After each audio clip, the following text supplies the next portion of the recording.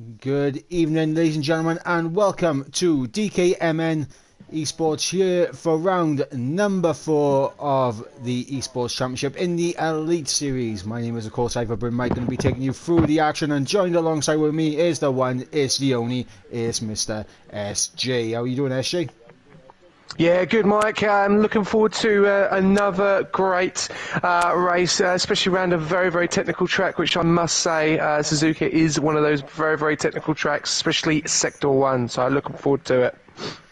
Yeah, absolutely. Suzuka, the track in question on which we go racing here tonight. And of course, the Suzuka International course is the only figure-of-8 circuit on the F1 calendar, so is very unique in the terms of its layout, and of course, as you said, very technical. That first sector with the S's as you climb up the hill towards Dunlop is going to test these drivers absolutely in terms of keeping it nice and consistent on those curbs, because you don't want to be taking too much on, as they will 100% come back to bite you. Yeah, no, definitely. Obviously, the rest of the sectors in Sector 2 and Sector 3 is pretty straightforward, but yeah, that Sector 1 is going to be very interesting. You're going to be really careful as well running through there, because on the start of the race, it's going to be very, very close to each other, so they've really got to time it, and like you did say, curbs here at Suzuka are absolutely lethal.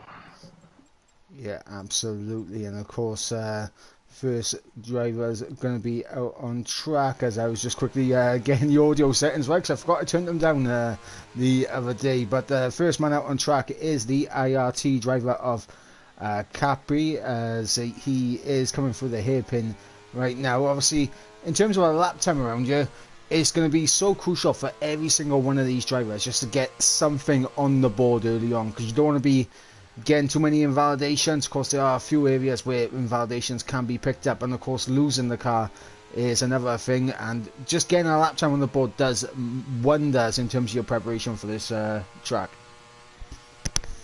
Yeah, no, it does. It will be interesting to see how T does start off his lap, which he's now coming around now into Sector 3. I think it's looking like, yeah, just the small lovely chicane getting onto the straight, and feel free to take us away, Mike. Yep, so Capri will get us underway. DRS wide open as we run down the pit straight in towards turn number 1. Going to be looking to keep the car nice and rotated as you go through turn number 2, dropping it down into 4th gear, upshifting on the exit. Now into the meat of the first sector, the S's, as you climb up the hill. Try to avoid taking too much of the curbs. As mentioned, it does come back to bite you. Now the uphill left-hander of Dunlop curve, as we will come to the first sector split as we head into the Degners, and is a 31.3 split in the first sector. Through the Degners we go underneath the bridge, heading towards the hairpin now. Finding the break in here is key, because if you go too deep you can scrub off a lot of time. Brake too early and you're just going to be swamped by other drivers.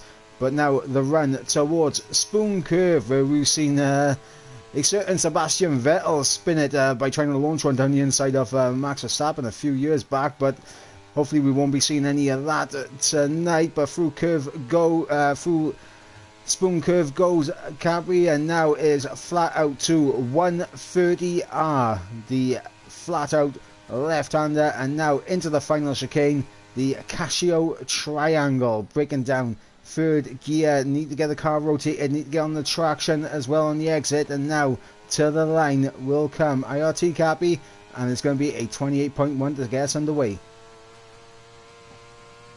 Yeah, great lap to start off with, setting the balance there already. You've got a few guys on out laps as well. I'm on board Spicer, who had a really good race a couple of weeks back.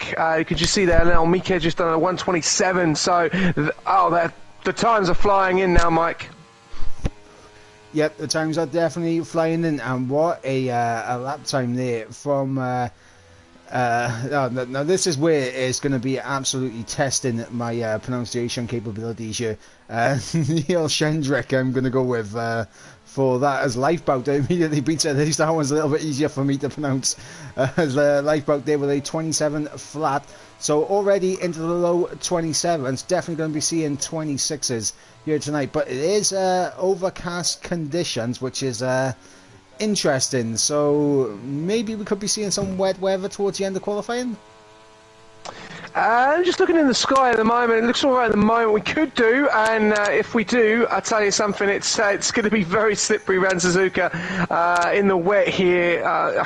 Even driving it in the dry is something, and yeah, even in the wet's a little bit more different. And Spicer has just invalidated coming out into the last Sector 3 there, so he's going to have to go again, and that's not going to help him. So he's going to fall all the way down to the back.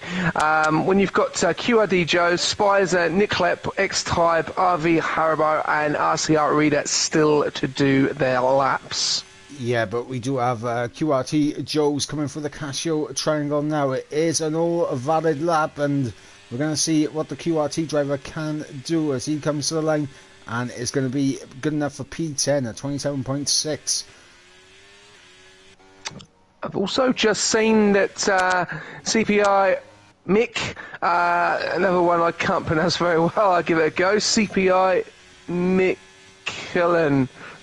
That's a bit slow then. He's just done a 126.7, and behind him, RCR Belby has done a 126.8, so literally a tenth off them. And as you can see, also Bunty in the Red Bull 27.3, so the Red Bull's performing as per usual, and also the other McLaren in RCR Redder in P6. So good performances by the McLaren and the Red Bull so far. Yep, RCR and CPA performing strong early doors here, and I'm currently on board with RVL Haribo, who is just beginning his lap. He's coming through the SS, takes a lot of that inside curve there, and that is brave from Haribo as he flies through the SS up Dunlop curve now. And honestly, that's another corner that can be a bit lethal as well. Your back end can step out there, and it's a 31.1 in the first sector from Haribo.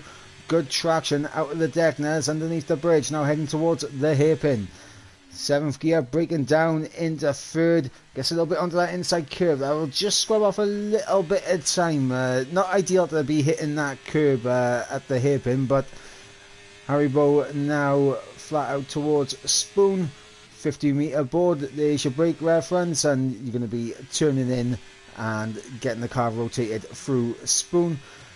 Not using all the track possible so far from Haribo. It's I don't think it's going to be threatening the top times, but you never know. He might have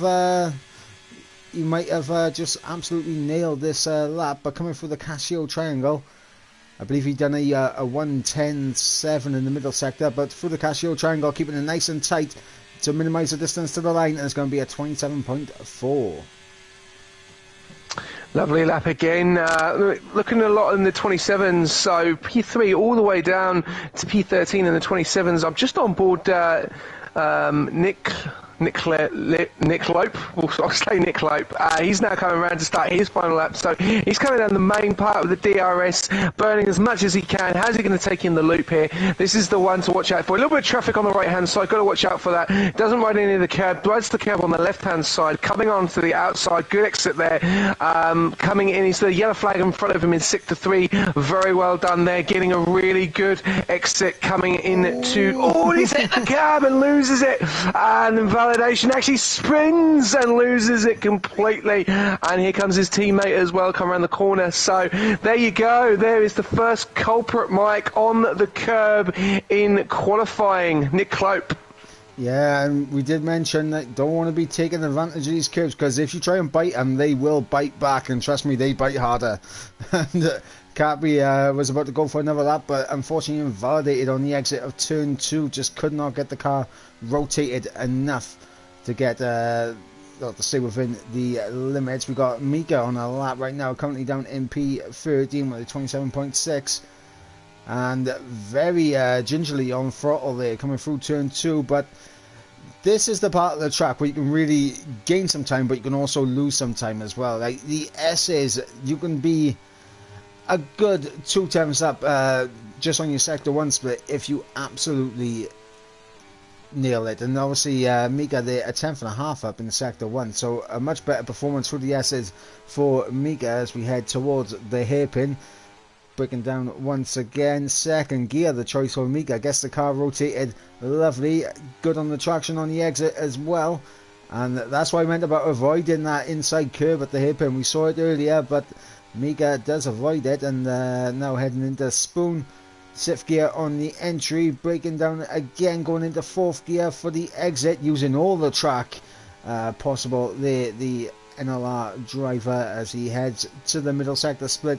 Let's have a look at the time difference, and he's nearly 4 tenths up in the middle sector, so this is looking like a much better lap for Mika heading into the Casio triangle. Doesn't want to take too much of the inside curb on the entry, but does take a lot of the curb on the exit as we head to the line, and it's P7 with a 27.2. Just on board X time, he's just about to cross the line as well, and he's just gone P13.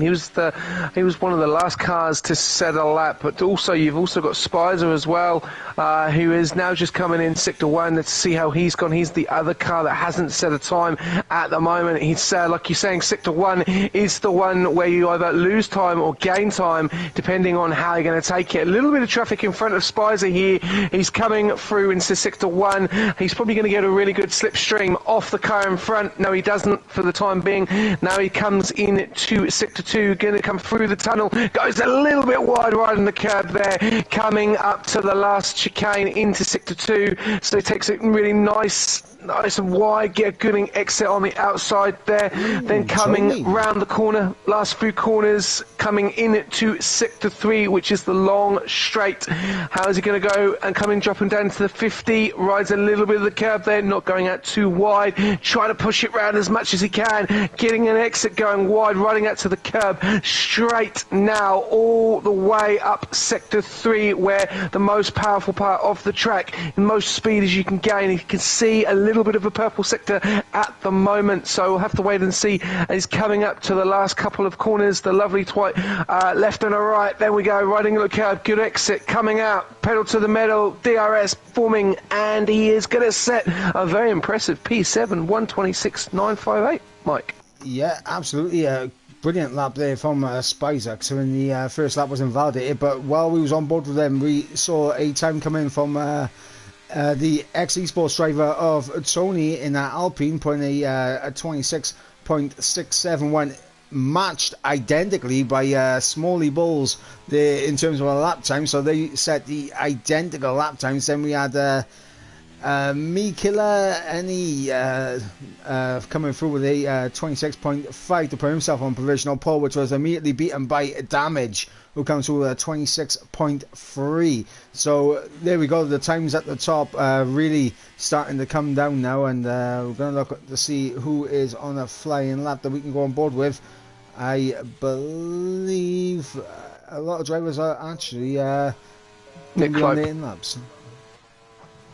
Nick Lope is going to be the last car. He is the last car to set the time. So his teammate at the moment, ET8 Lifebar, is in P5. So it'll be very interesting to see how the Ferrari gets around the track. Obviously, with 5 minutes remaining, he's really going to have to time this right. Looking good so far in Sector 1. Pretty clean so far. At the moment, it doesn't seem to have any traffic in front of him. It looks like a Haas and an Alfa Romeo, but a little bit further up the road there.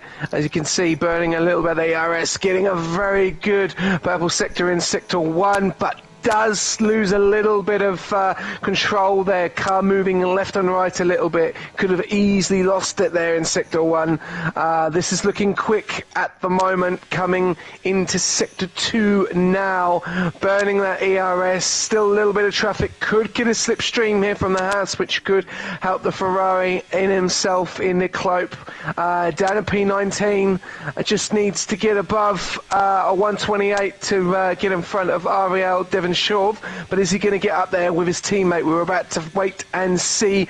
Another purple in Sector 2. It's looking good so far. Burning the ERS up to 26%. Coming into the last few chicanes. Took it quite wide there in that chicane. Good. Oh, he's gone into the pits. Why has he gone into the pits? He got caught on that inside curve and it just unsettled his car and dragged him towards the pit lane. It was either going to the pit lane or into the wall there for for Nick Lowe, but that was a very good middle sector lap time from him, doing a 10.1 in the middle sector. So a very good lap time indeed. For some reason, it won't let me switch up to certain drivers, so I've had to go through the spectator menu, which is not ideal, but it does take a little bit longer to do that. But we will jump on board with the McLaren of Bell B, as he is currently up in P6, a 26.8, a very good lap time so far. A bit of support in the chat also for Bell B, and obviously Redder as well from Trust. Obviously, guys, make sure you get your predictions in the chat right now. Let me know who you think is going to get pole position here. Can Damage hold on to provisional pole position, and will we see any of the guys in behind challenge for that? And that was a little bit of a lawn mowing there from Bell. Yeah, I've just seen Jake Marsh as well. He just invalidated. He slowed down, and then he's gone into the pits now. So he's another one. But I think the guys will be doing their last final stretch now. Are we going to be seeing a low 26s? Are we going to be getting into that 26.1? Or do you think we're going to be sitting with the 26.3 at the moment, Mike?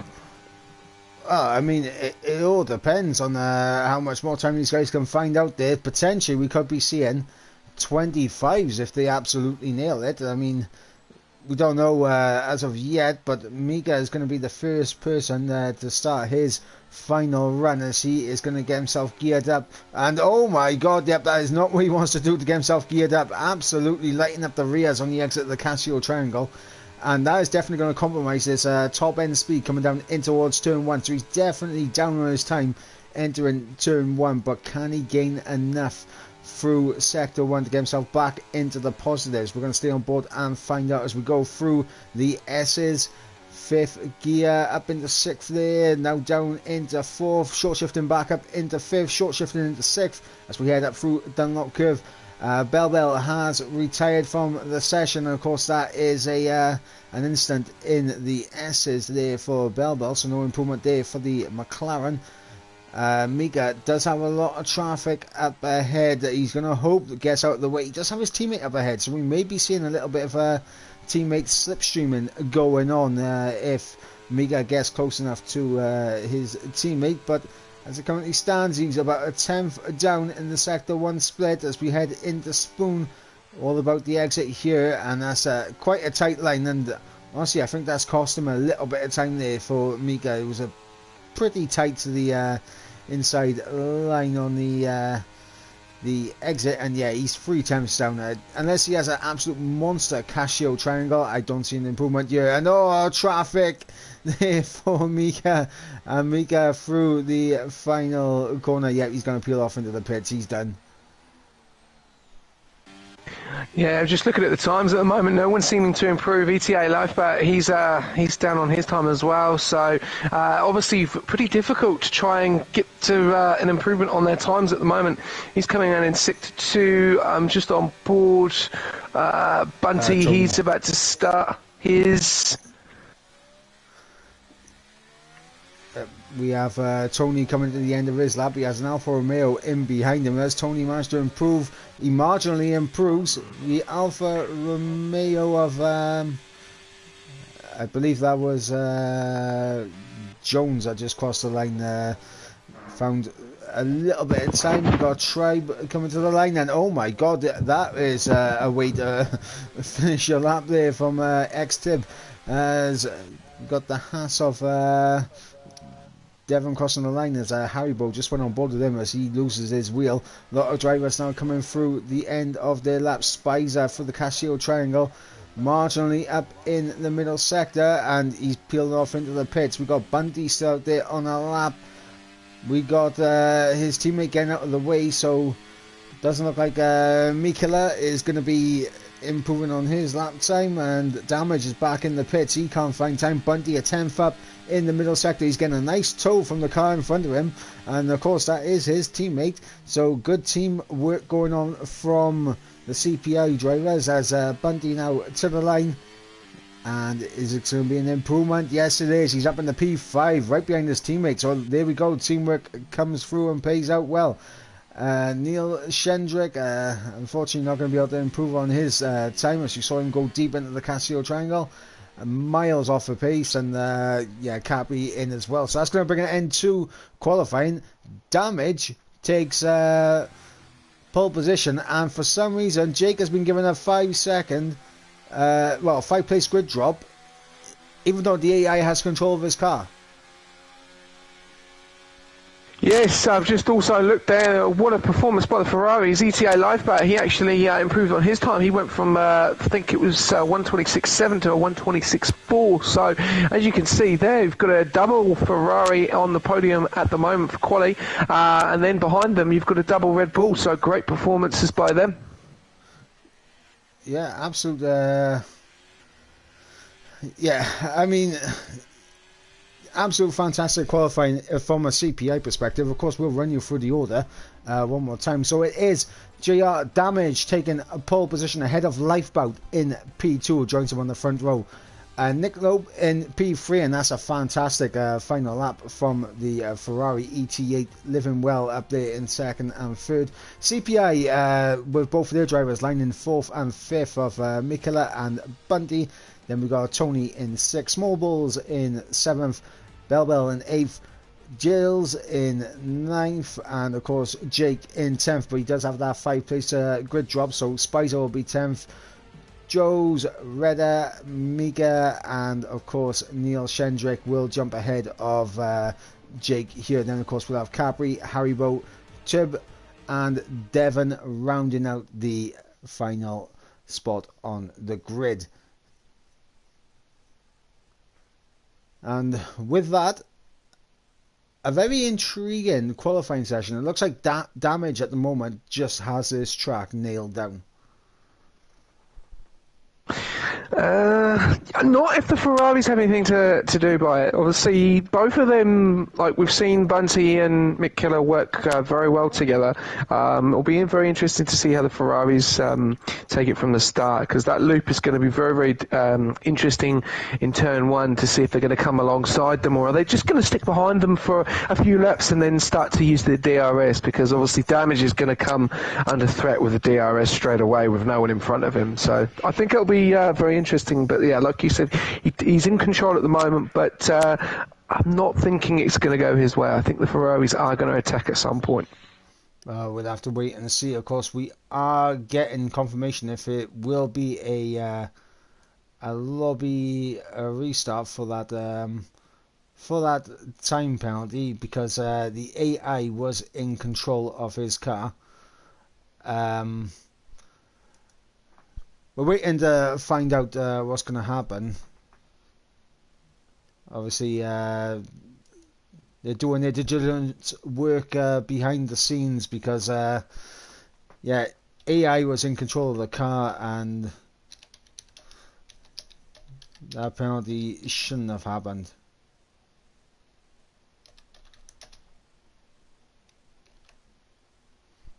So we'll wait and see.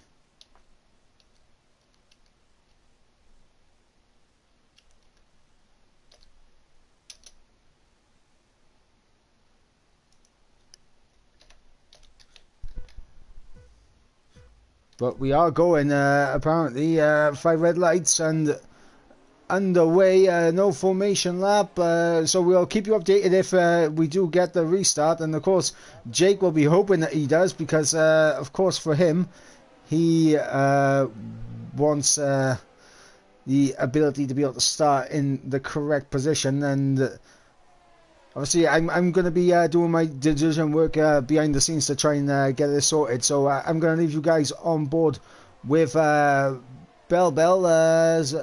I'll let SJ take the lead for just 2 seconds while I try and sort this out. No drama, Mike, no drama. As you can see, guys, obviously Damage still in the lead at the moment. ETA, Lifeboat and his teammate Nick Lopes just behind there. Bell is in P5 at the moment. Obviously a lot of moving and shaking going on at the back there. I think Haribo has made a come up with an accident there, but the guys are pretty close at the moment. Mick Killer, he looks like he's going to try and have a go. As you can see here, oh, there's absolute carnage going on here. We've got someone gone wide, and Lifebat is out of the Suzuka race on lap 1, which brings out a virtual safety car, which is really, really unfortunate there. So they've gone, there's been a collision there. Damages at the back now, so something has happened between Lifeboat and Damage, so that brings out the virtual safety, and we now have a new leader in Mick Killer, and also Nick Clope has now just got a 5-second time penalty as well, so a lot of drama going on already on lap 1 out of 27, and which has seen the grid completely change from how it was at the beginning there. I'm just going to look at the position changes again. Oh, he's got another 5-second for ignoring yellow flags, so I don't know what's going on here. He's dropped all the way back into P17, no front wing. I think he's going all the way past everyone into... Okay, sorry to jump in there. We have confirmation that it will be a restart for that 5-place grid drop. So Jake will be back up in his 10th position for the restart. So we will be restarting. I'm going to make sure I get a screenshot for the lobby host now for him to do all that now. So yep, guys, it is going to be a restart, but honestly it's probably the right call. It's definitely the right call.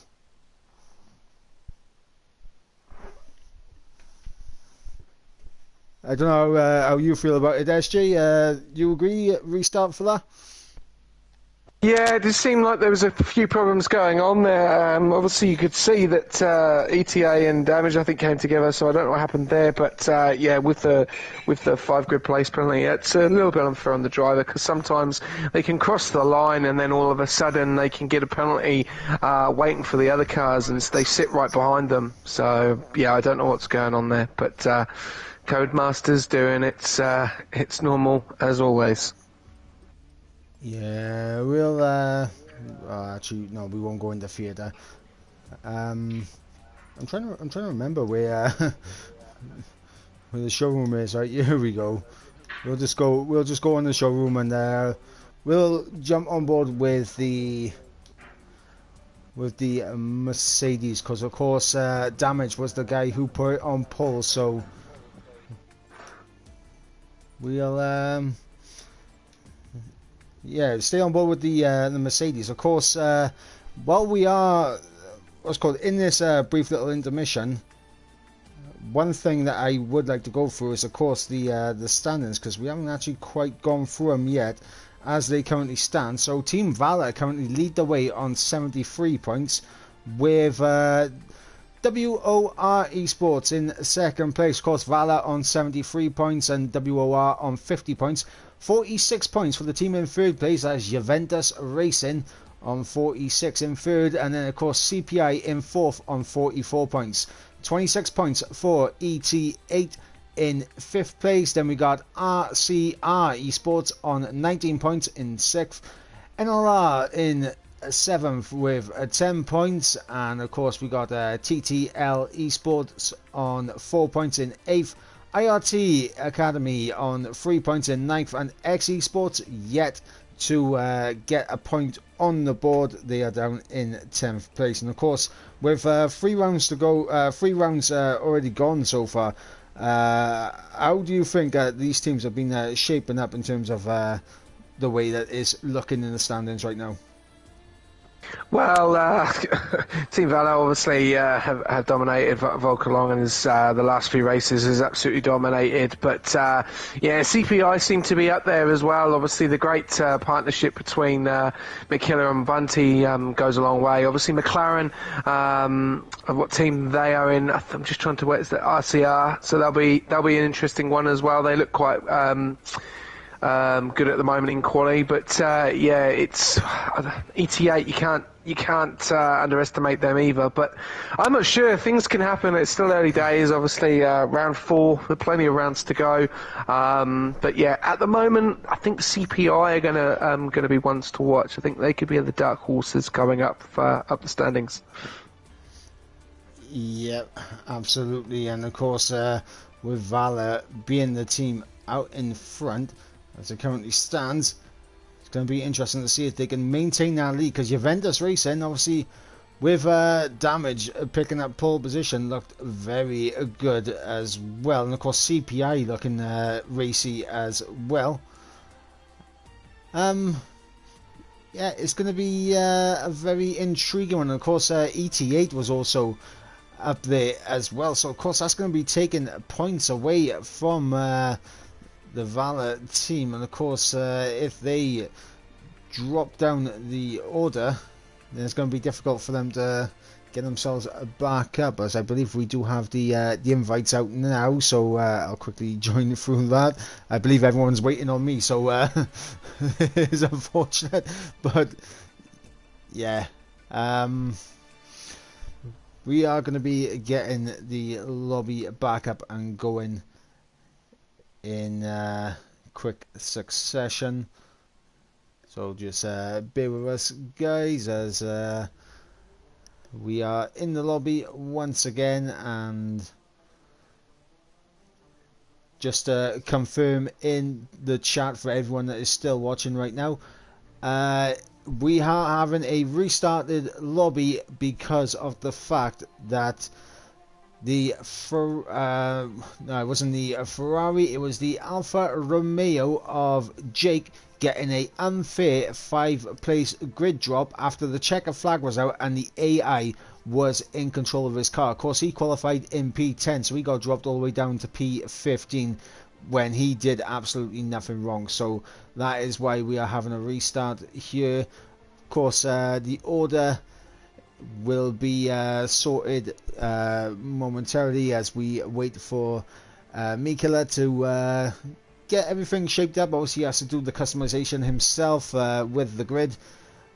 I'm not entirely sure what the weather would have been in that race, so it's going to be interesting to see if we had rain in the race at all, because that could be taken away now.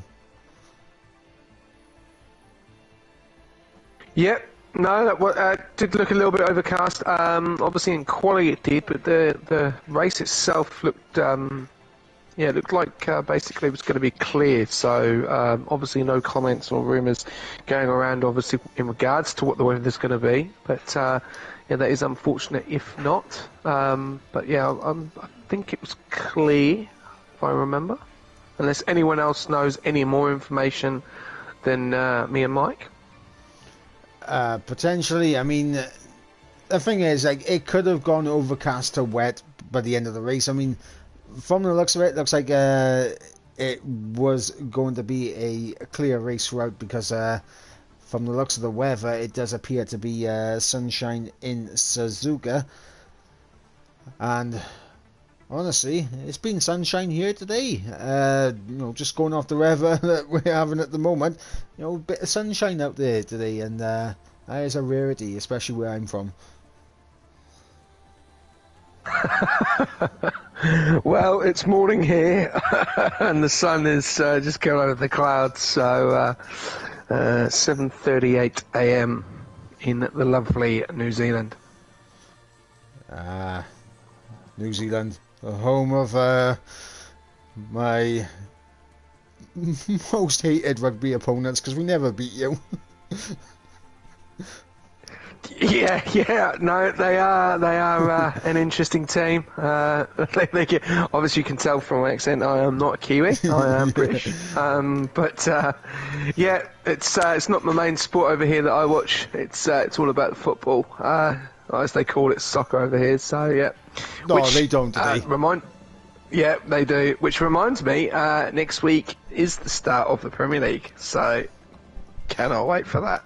Yep, absolutely. And of course, we'll be interested to see what happens in the football. Of course, Rugby World Cup as well this year, so I'll be interested to see what's going on there as well. But we are getting readied up and ready to go back into the race here. So we'll be back just for the race. Obviously the grid will be set as it was in qualifying, but of course Jake will get his original position of P10 instead of that disgraceful unfair 5-place grid drop when he did not have control of his car. So everything should be sorted now, and we'll have 27 laps of Suzuka to race at. And of course it is going to be one of those races where it's going to be a race of attrition. Yeah, it is. It's always going to be about turn one. It depends, obviously, how the drivers are going to take it. You know, do you want to try and get the lead? Are the Ferraris going to try and attack damage at the first corner? Are they going to leave it for a bit and then use the DRS and then start working together? And the same with obviously the Red Bulls. The Red Bulls in the last few weeks, and Bunty and Mick Killer have been working so well together. That'll be very interesting to see how it all goes. But yeah, turn one is going to be very, very interesting. We'll have to wait and see very shortly. Yeah, absolutely. And everyone now will be preparing their race strategies. Again, make sure that you load your setups, guys. Do not forget to load your setups. If anyone's in the chat and in the parties with any of the drivers, make sure you load your setups. Trust me, I've seen many drivers bit in the rear because they forgot to load their setup. Yeah, that's not always a good start, especially when you get ready and then you're on a balanced setup and then all of a sudden there's no pace whatsoever. 0-0 wings, I would advise, but definitely not in Sector 1. Yeah, absolutely. And while we wait, I mean, I am going to press you for your prediction on the top three. Wow, put me in the deep end, why don't you? ETA, Lifeboat, P1, Bunny and Mick Killer, P2 and 3. Okay, right. Well, I'm gonna go for damage to take the win ahead of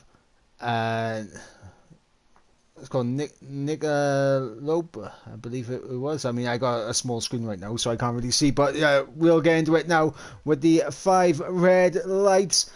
And yep, it was Nick Lope as he gets off to a decent start. Both of the Red Bulls in behind Mikela, getting alongside the Ferrari in towards turn number 1, wheel to wheel, side by side.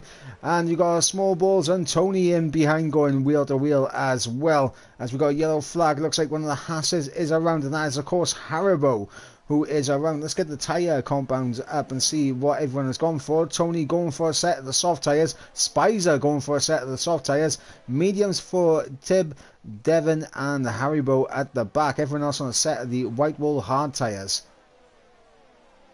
Yeah, so far, great start from Damage at the front in the lead of 6.5 tenths. Obviously, you can see there's a little bit of a switch between Mick Killer and Nick Clope. He's got into P3, so the Red Bull's already attacking. Bunty a little bit further down, lost out one space as well. Tony gaining up one more spot, and obviously Nick Clope losing out. But the battles are going to start to happen. As you can see, Nick Clope is really getting onto the back of Mick Killer, coming into the lovely Sector 2, run the lovely loop, going onto the main lovely straight of this track. So Damage is pulling away slowly. It'll be very interesting to see if ECA Lifeboat can keep to the back of him. DRS will be enabled in 3 laps time.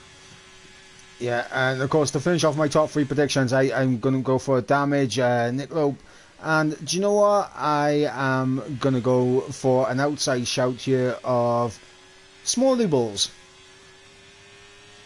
Didn't you just change it? No. I only did the top 2 of Damage and Nick Lope. Cheeky. As the red lights came on, you know, there was no conspiracies here, no fiddling of the books. Oh, P3, I'll go with Tony. I'll change my P3. That's disgraceful behaviour. He's actually right at the back now of Nick Loeb. He's just following around into Sector 1. Not too much of a breakaway at the moment, but he is probably the closest one. He's the quickest car in Sector 1 at the moment, just behind Nick Loeb. So it'll be interesting to see if he is going to attack him. About 10th and a half behind, coming up to the lovely chicane. He's at the back of Smalley Balls. Bell taps the rear end of that Williams in front of him as we got... Gilles getting past Jake for P10. Of course, the last point paying position is P10.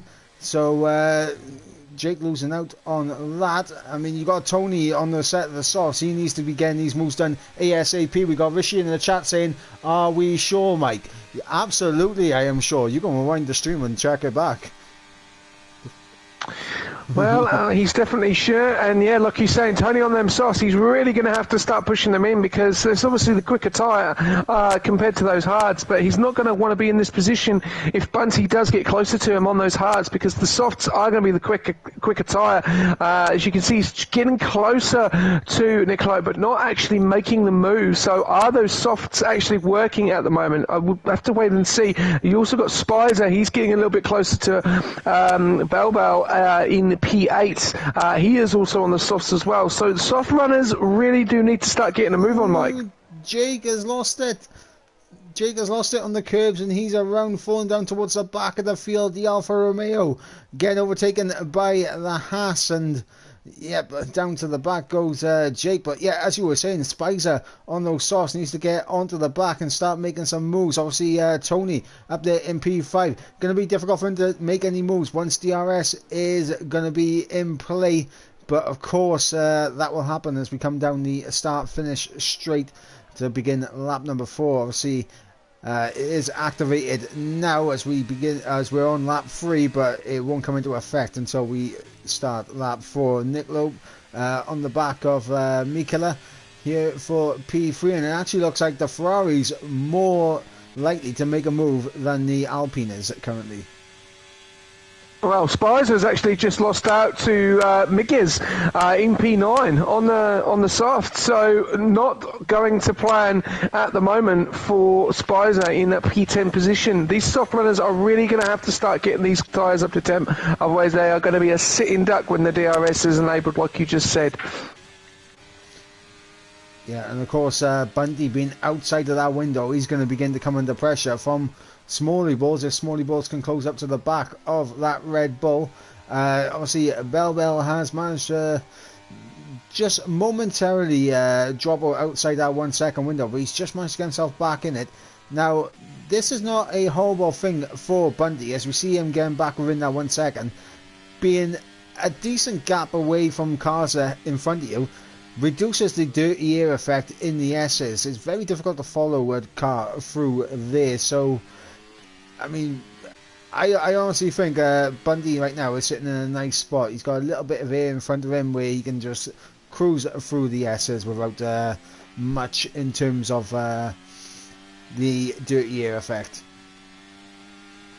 Yeah, definitely, but it's full concentration as they're so close together from P1 all the way down to P6, very, very close, and a little bit even further than that, but we're just about to see if ETA Lopa is going to get onto the back of Damage. Doesn't at the moment. Spicer getting through on Gills again, up into P9, goes Spicer, and he'll be ahead before 130R. And we're going to see if the Aston Martin's going to try and send one back down the inside. No, he's going to stick behind the Mercedes for the time being. So Gilles there playing it smart, playing it cautious, realising he's on a different strategy to the Mercedes ahead and doesn't really want to battle because Joe's is outside of that 1 second window. We've just seen ETA getting quite close to Damage there on the exit coming out of Sector 3. Damage having a little bit of a wobble, but managed to then get the acceleration down, going down the main straight into Sector 1 to the loop. But currently still in the lead at the moment. ETA will just bide his time, I would say so, for the time being. Obviously, a really good performance so far by the Ferraris in P2 and P4. Yep, fantastic for the time being from both Ferrari drivers. They're doing incredibly well, and both are in the hunt for not only the race win but for podium positions. But let's not get it twisted, it is a DRS train all the way down to P14 of X-Tib. Yes, and that's extremely difficult because the cars are the only one that's going to suffer if ETA gets closer to him is damage here, because obviously the rest of them have got that good gap, so they're just going to be pulling each other along. As you can see there, Nick Lope just moving over a little bit out of the dirty air of Mick Killer. We'll have to wait and see if ETA is going to get the job done on damage now, coming out to the final last few corners, coming to Sector 3 with the main straight. He's got the DRS again, 98% ERS against 54, so damage is really burning it, but he just doesn't seem to have the speed coming down that main straight, so I think this is going to be an uphill battle here for ETA Lifeboat.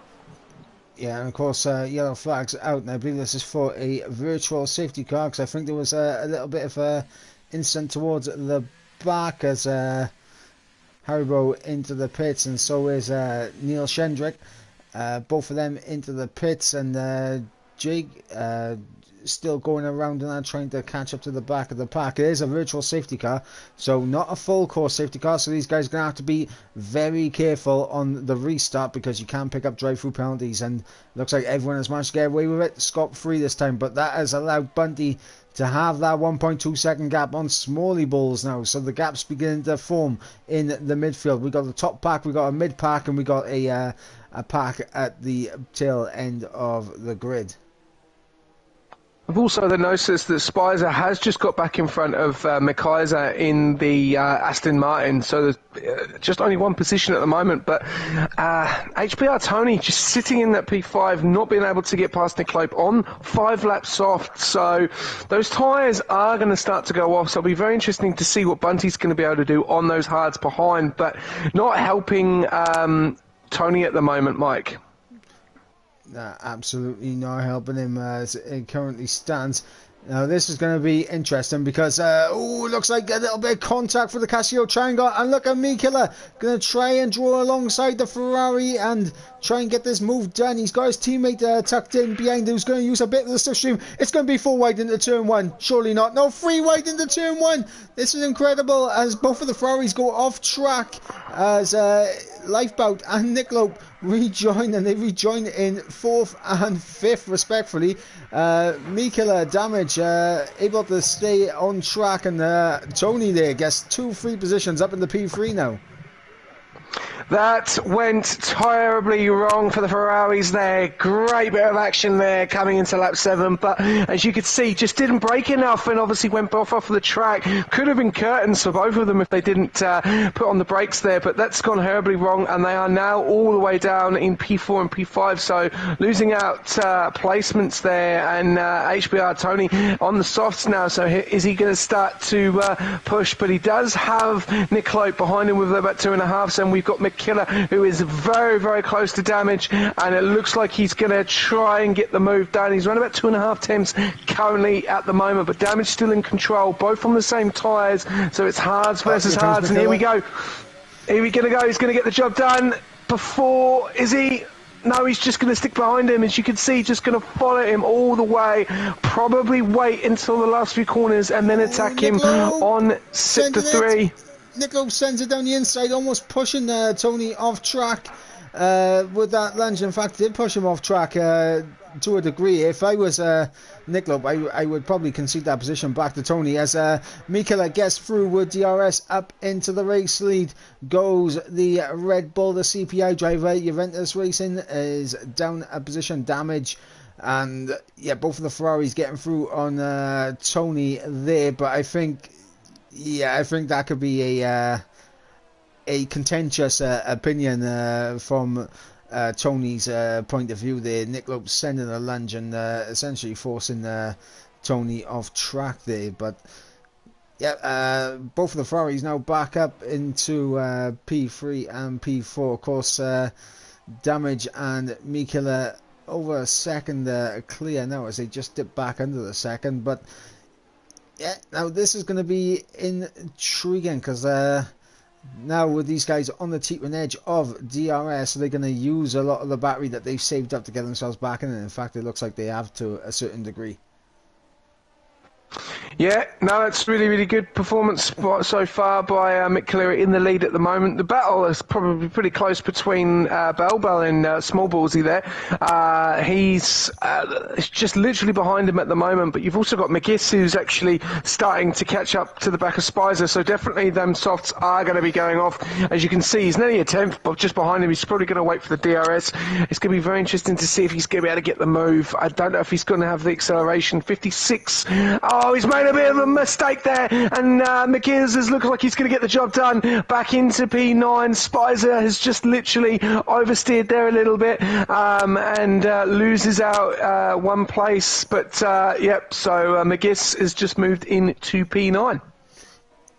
McGill gets himself up the order into P9, and now the soft tyres are definitely beginning to fall away from these drivers. But it's going to be interesting to see how long they stretch it, because right now they are in the DRS train, so as long as they can stick in this train, the better it'll be for them, because they can just extend their soft tyres and maybe go into a set of the mediums at the same time as the hard runners do. So it'll be interesting to see how this strategy works out for them. I mean, Tony keeping onto the back of Lifeboat as Neil Shendrick into the pits retires from the session. Of course, he did lose it in Sector 1 not too long ago. We saw yellow flags there through the S's, and yeah, and that's what can happen in the race. If you treat the S's with a bit of disrespect, they'll treat you with even more disrespect.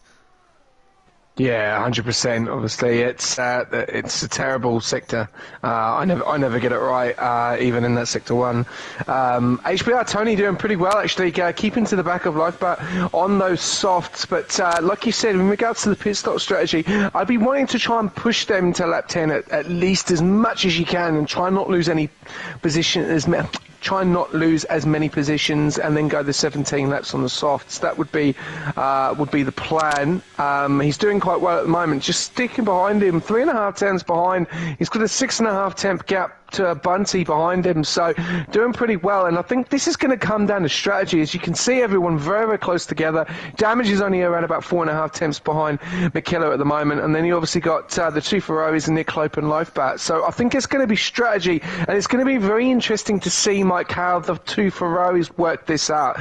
Who's going to go in first? Is it going to be the fastest car? Is it going to be the one that's in front? Is it going to be the one at the back? That's going to be the question, because that could win them the race or get them on the podium at the end of the race. Oh yeah, absolutely. And obviously they're going to be discussing that in the little team chat. 100% they're going to be discussing the pit strategies for both of the Ferraris, and of course both of the Red Bulls will be discussing it as well, because Mikela and Bundy are close enough to each other that they can't afford the double stack as well, so they'll be having the same discussions. Maybe even Spicer and, well, actually not, Spicer and Damage won't be discussing it, because Damage on a completely different strategy to Spicer. But yeah, it's going to be interesting. But if Spicer does take these tyres to the mediums, as does Damage, then of course they'll be discussing it. There's Damage closing up to the back of Mikela again, but you got Nick Lope in behind also.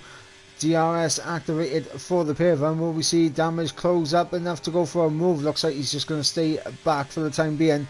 Tony not going to be close enough, and yeah, unfortunately it's one of those things where in the train right now it's so difficult for these guys to make overtakes. But Spicer now 1 second off the back of Gills up ahead. That's going to leave him vulnerable.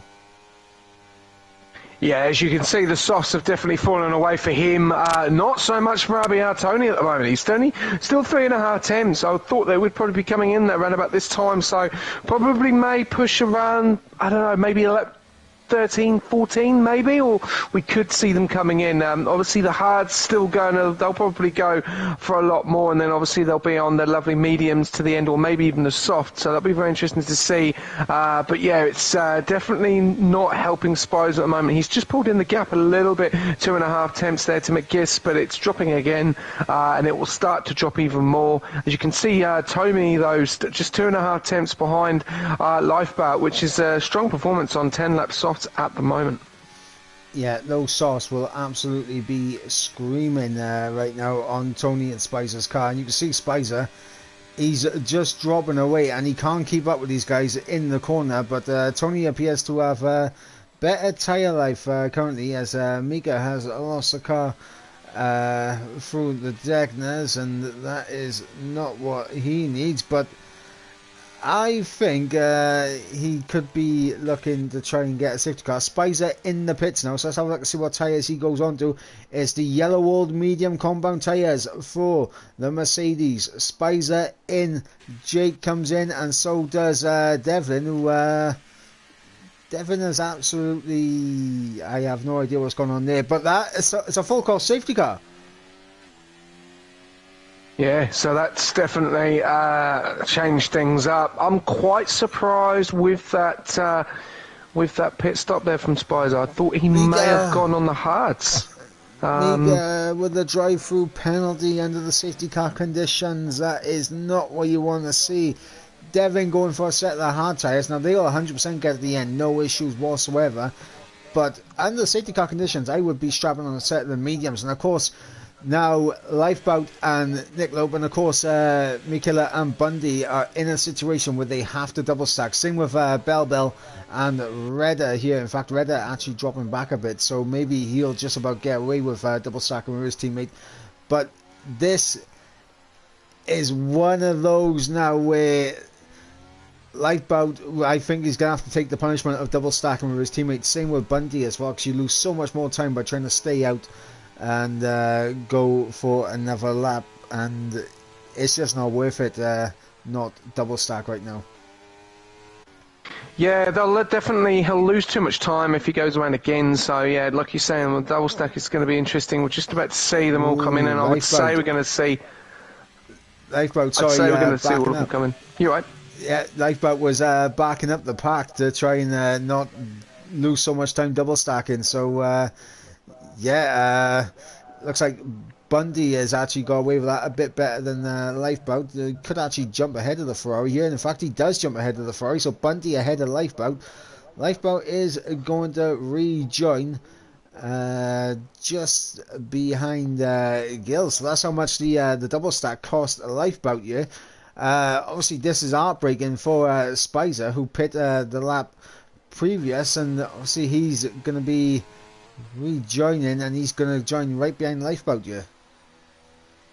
Yeah, so Lifeboat loses 4 places and Spicer gains 1 place. So turn aroundabouts there for a few of the drivers, especially Spicer just gains 1, but Lifeboat definitely loses out by quite a few positions there. And just also like to say, this has definitely helped out Tony. He's obviously gone on the softs, didn't really get anywhere in regards to using that strategy, but has moved himself up into P4, and now he's going to be attacking the Ferrari on the safety car restart. So I would say Tony is going to be the one to watch out for, because depending on how quick damage he's going to get to Mick Killer, this is going to be very interesting in the closing stages of the race.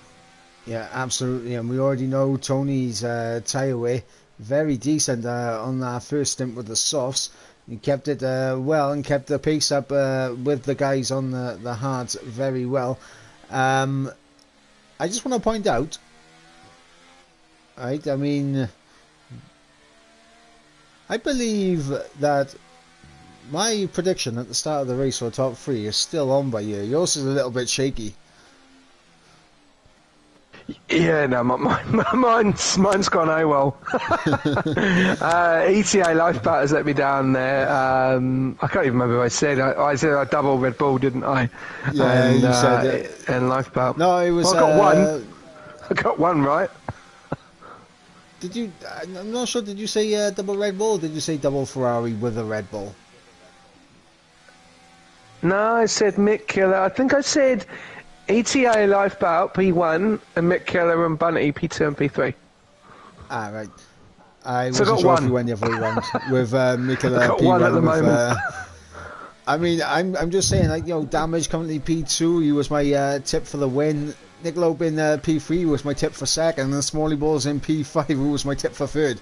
Like, I'm Mystic Mike right now, guys. Mystic Mike. we're pretty good. I just need if Mick Killer could just move away and just drop into P3, then I'm happy. But he's not going to want to do that because leading the race so far, and he's actually done pretty well so far to get in front of Damage. It looks pretty quick. Didn't pull away so much, but. I've noticed in this circuit is that you're very, very close together, and if you lose one mistake in Sector 1, you'll just lose it on the car in front. Like they'll just put it away from you. So pretty good going with only 3 cars with NLR, Mika out in the Aston, TTL, Nida Shrik in the AlphaTauri on the softs, and then Haribo on the Haas, all out with 16 cars remaining.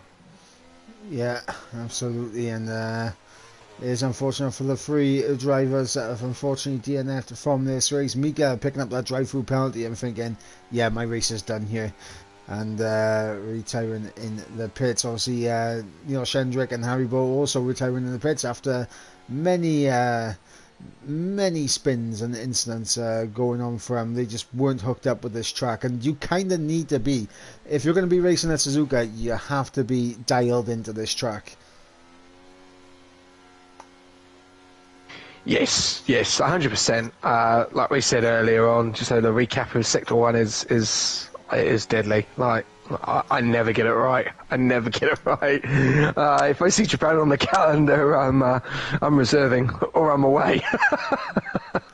I mean, I love Japan. Japan's my favourite track, so I enjoy this track above everything else. But looks like we'll get the safety car coming in this lap, so we'll go on board with Damage, because we'll get a nice view of when Mikela decides to bolt away, and if Damage can react quick enough. That's going to be the key for him.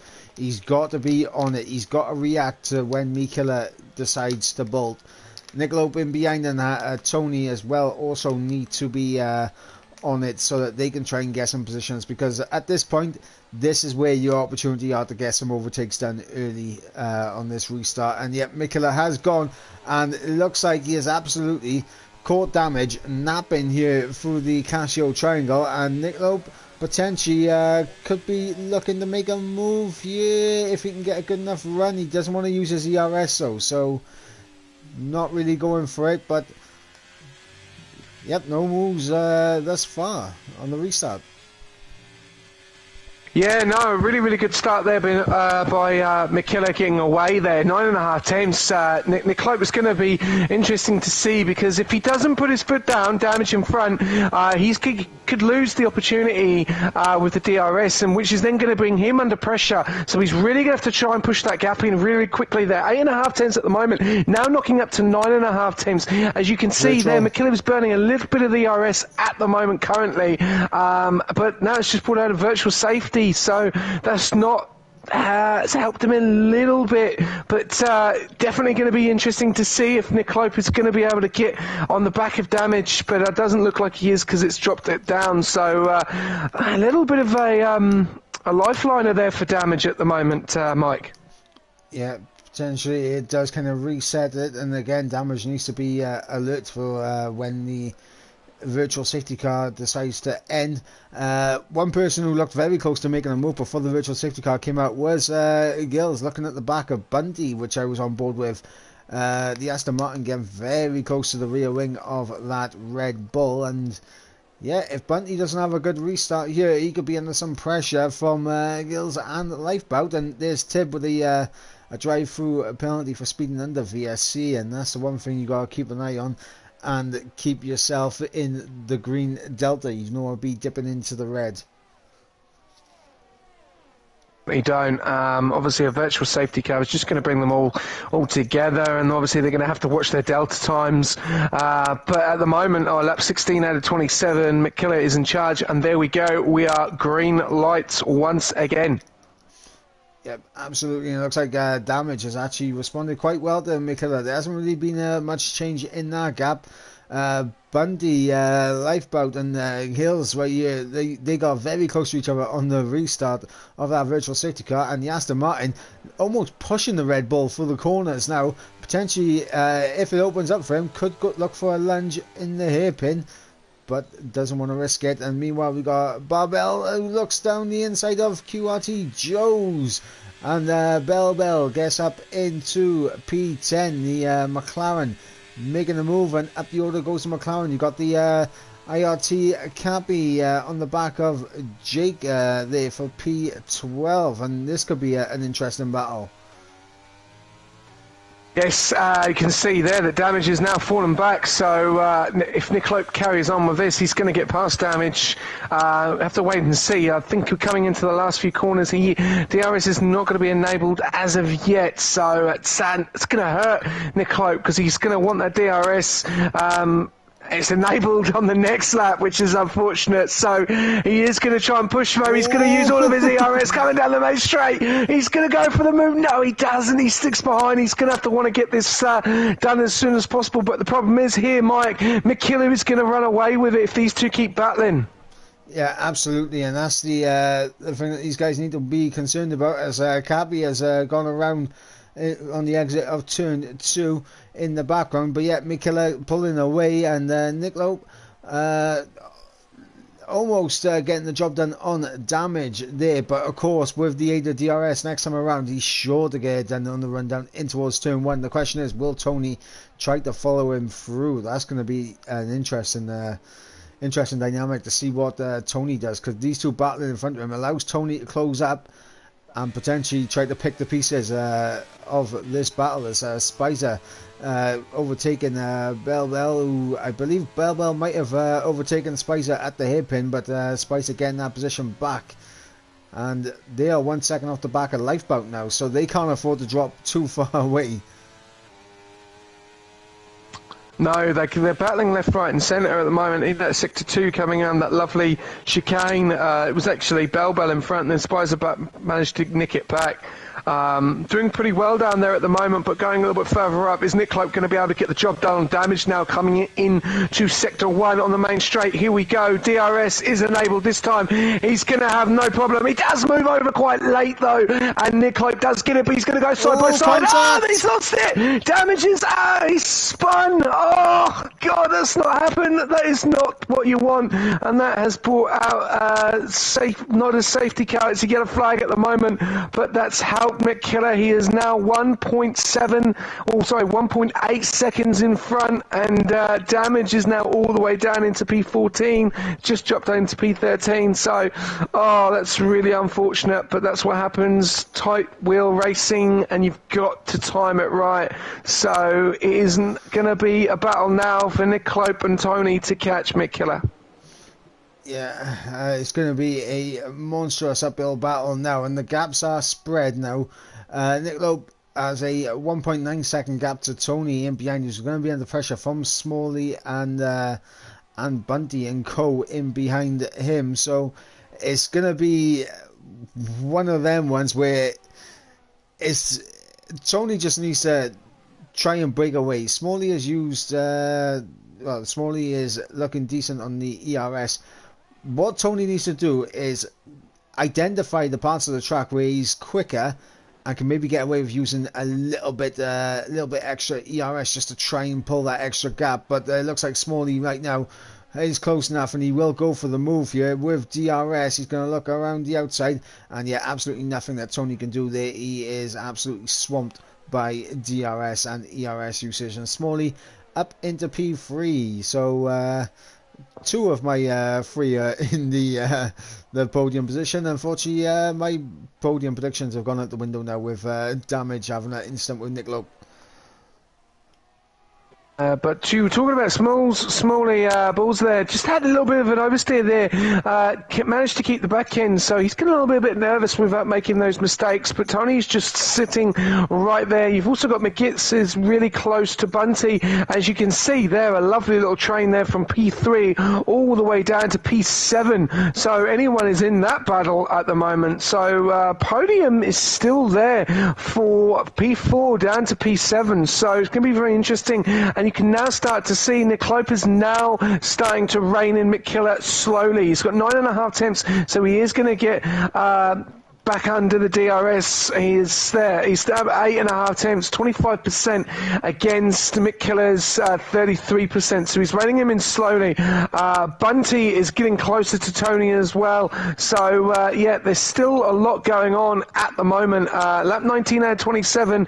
Not long left of this race, but still time for moves to happen. Yeah, and one move I think is going to happen right here, right now, is Bundy on Tony.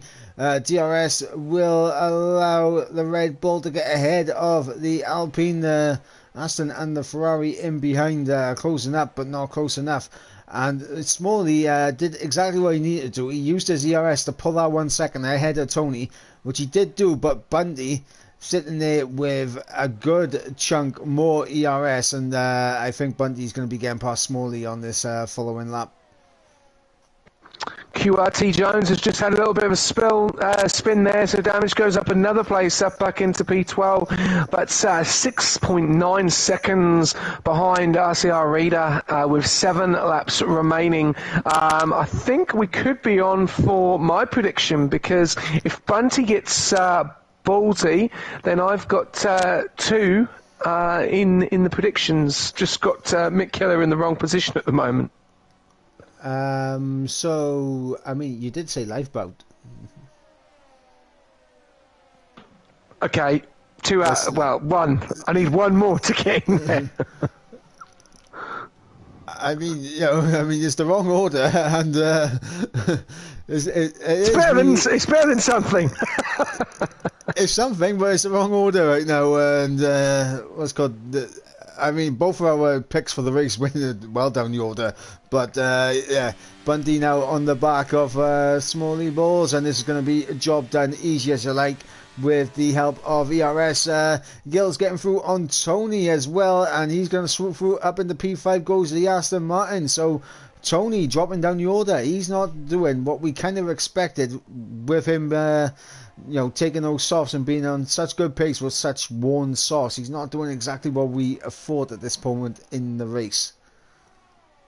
No, definitely not, and it's gone from bad to worse for damage as well. He spun, and we could see IRT Keepy, and he's just completely lost it and gone into the wall, unfortunately. So a few cars making mistakes right at the end, closing stages of the race. But yeah, damage, he'll probably try and... No, he's decided to retire, damage. So that's it.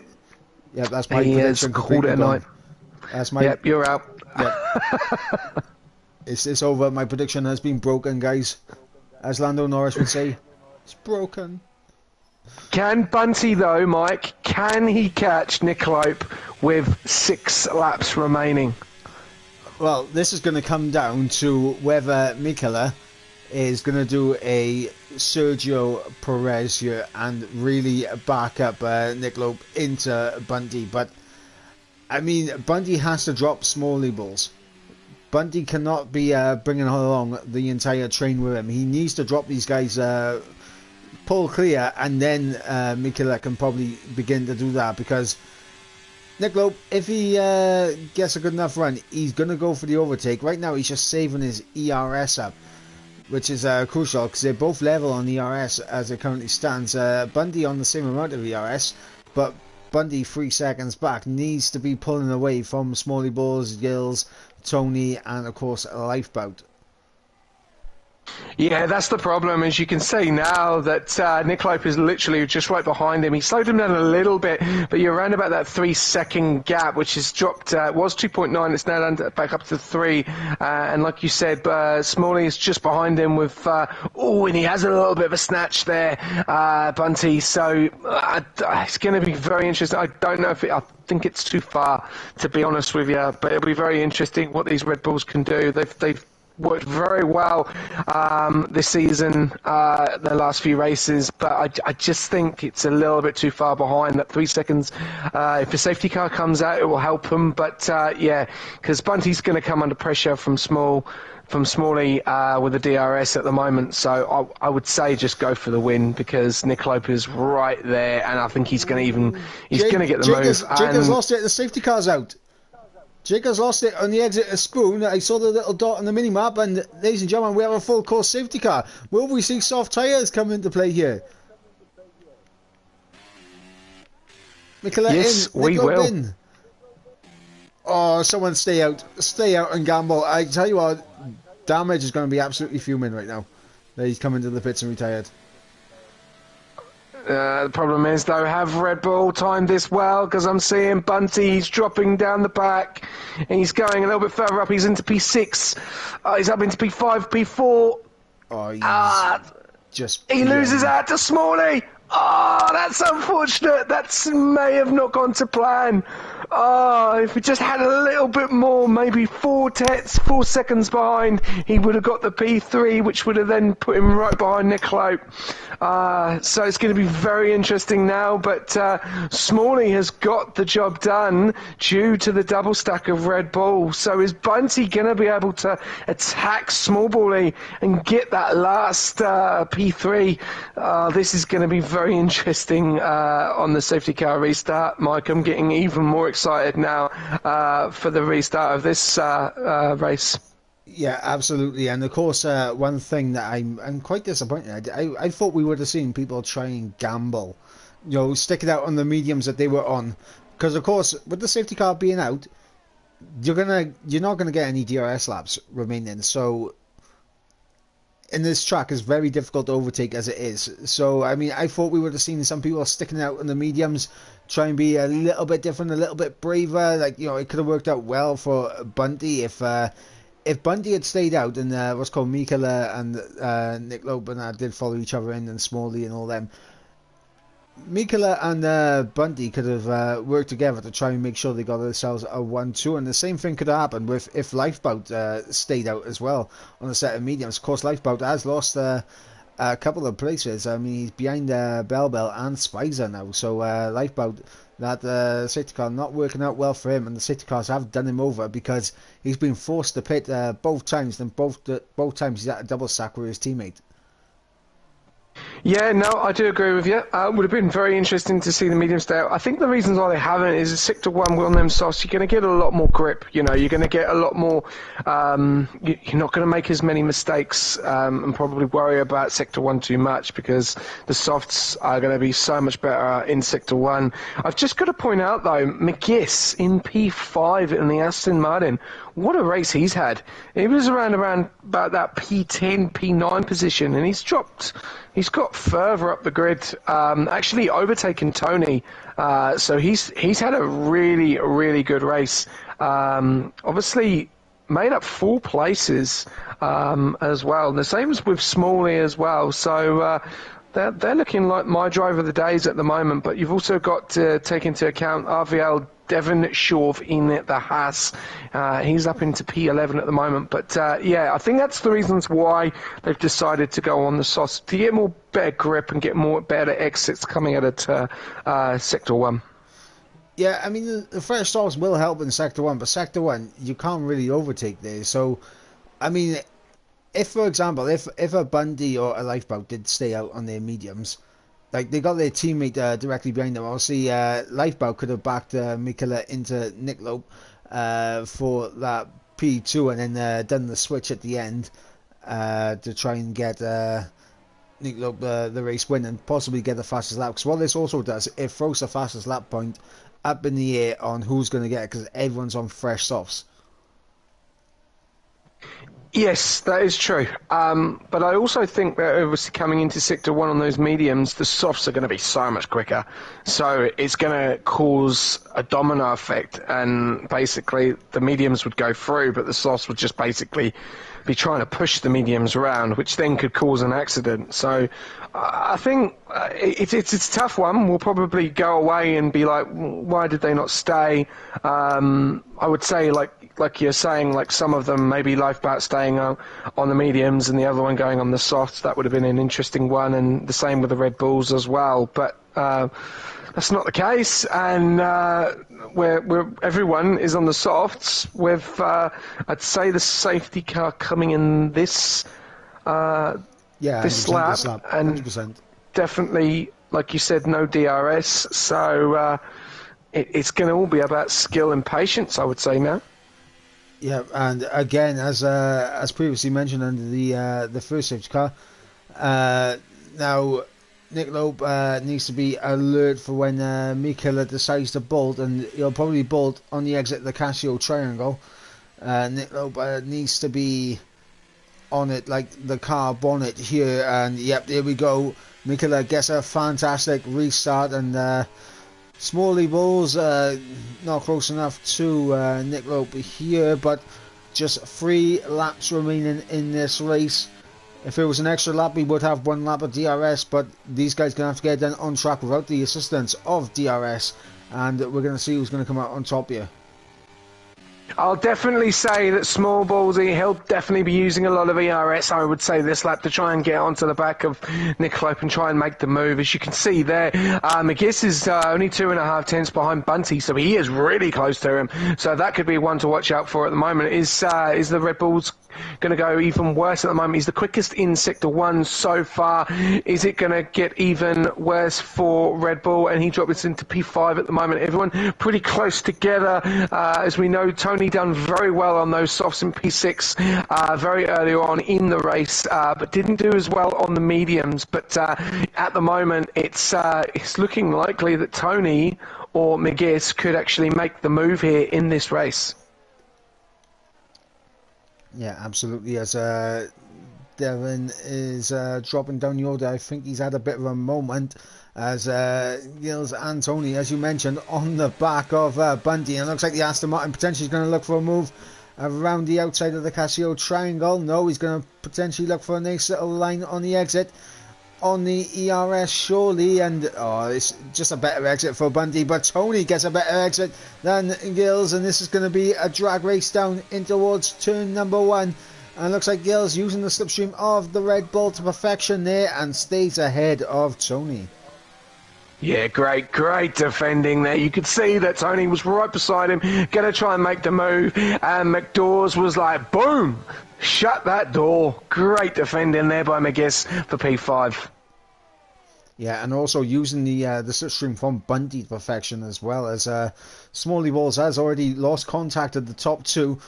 Nick Lope and Mikela are battling out for the race win here. Ferrari versus Red Bull. I mean, how many times have we seen that in the past in real life? F1 Ferrari versus Red Bull usually is for no, it's not for the race win usually, but it is for tonight. Williams having a car up there on the podium. We haven't seen that tidy since what, 2014 thereabouts. Yeah, I'd say so. Obviously, Red Bull comes out on top most of the time at the moment. Max is on another level. Yeah, it's going to be interesting. It's going to be interesting to see how it works. But the thing is he's just... Nick Lope has used a lot of his ERS, 19% ERS, and Bunty gets the move done. There we go. He's up into P3, so it's not gone to plan for Mr. Smallballsy, who's now going to be attacked by McGuiss again. This time he's not going to be able to get the move, but look at the slipstream he's going to get. Around the outside. Look at this on the inside. Oh, lads, please, no side-by-side for the S's. I don't think I can handle that. As, yeah, Bundy holds on to P3. We're on the final lap of the race. And this is going to be interesting. Nick Lope was unable to get the move done on Mikela, and Mikela has a lot more ERS to play with, so I think he should be safe barring any mistakes. Bundy is on less than 10% as he has that flashing red light going, and Smalley Balls saving his ERS because he knows when it's going to be crucial. And Bell gets through on Tony, and up in the P6 goes the McLaren. It's all getting a bit spicy here on the final lap of the race. Bundy is once again using all of his ERS, and he's going to leave himself vulnerable here because Smalley Balls will have more of it to deploy on the run down in towards 130R and the Casio triangle. And look at the closing speed of Smalley Balls as he goes to the outside of 130R. Around the outside he goes to Williams, back up into P3. Fantastic move there from Smalley Balls as Bundy will settle down for P4. McGills, can he get himself through? He's using all his his battery, but he can't get there. Lifeboat and Spicer side by side as they cross the line. As a drag race, and who gets it? It's going to be Lifeboat by 300ths of a second between the pair of them at the end. Redder comes across the line to pick up that final point paying position. What a move by Smalley Balls at the end, and I can't lie, that's 2 of my top 3 predictions in the positions I predicted them. So I'm taking that as a win. Yeah, you... Okay, I'll take that as now. Yeah, what drama at the end there! I've got to say that was definitely overtaker of the afternoon there. Phenomenal move there by Ballsy. It's in the name, like they were saying with the comments. It's in the name. Phenomenal how we got that. So didn't go to plan for Bunty in the end, and no double podium for Red Bull. So yeah, phenomenal move. And like you said, the ERS definitely helped there. Obviously having a little bit more. Doesn't look like it in the game when you're just driving normally, but when it comes to the final stages, and you can definitely see on them high speed end of the sectors, you can definitely tell that it definitely came into tuition. And yeah, and there you go. You got your fastest lap as well with Nick Loeb with a 28:0.53. Yeah, so we'll run you through the final classifications here tonight. Is CPI Mikela with the race win ahead of Nick Loeb in P2 with the fastest lap. P3 goes to Smalley Balls with a big balls move around the outside of 130 on the 4th place man. CPI Bundy, a good performance there from the Red Bulls as a team tonight. MCI Gills in P5 with RCR Bell in P6. Tony in P7 with Lifeboat coming home in P8. Spicer in P9, missing out on a drag race to the finish between those two for P8 and 9, but Spicer comes home in 9th. Redder rounds out the final point paying position in 10th place. And outside the top 10 we have Cappy, Devlin, Joe's Tib, and obviously Jake Marsh. And our retirees were of course Damage. So I just get the stream up so I can go through them all. Yeah, so we had Damage DNFing, we had Mika DNFing, we had Neil Shendrick with DNFing, and of course Haribo DNFing. And of course that is a disappointment to see what's called coming into the pits and DNFing, especially when the safety car came out at the end. I think Damage will be absolutely fuming with himself there. But I am going to push you for your driver of the day. Oh, it's got to be the move at the end. I was looking like the Aston Martin in Giss, but I'm going to give it to Small Ballsy for that move at the end. That was phenomenal. Honestly, I am going to agree with you. I'm going to agree with you. I'm going to give it to the Scotsman. And yeah, like Smalley Balls with a fantastic move at the end to get a podium. Incredible stuff from him, and yep, well-deserved driver of the day, in my opinion. And of course, next week, guys, we will be racing in... let me just get the calendar up. We will be racing at Spa-Francorchamps as we head for Belgium. Is the Belgium Grand Prix next time out. A different dynamic to what we had here tonight. That's going to be interesting to see who's going to go for the downforce in the middle sector or the top end speed in sector 1 and 3. It's going to be a different variable altogether, and we're going to see what is going to occur there. And yeah, we will be back next week for round number 5 at the Belgian Grand Prix. But until then, guys, I have been Hyperbrin Mike, he has been SJ, and until next week, good night.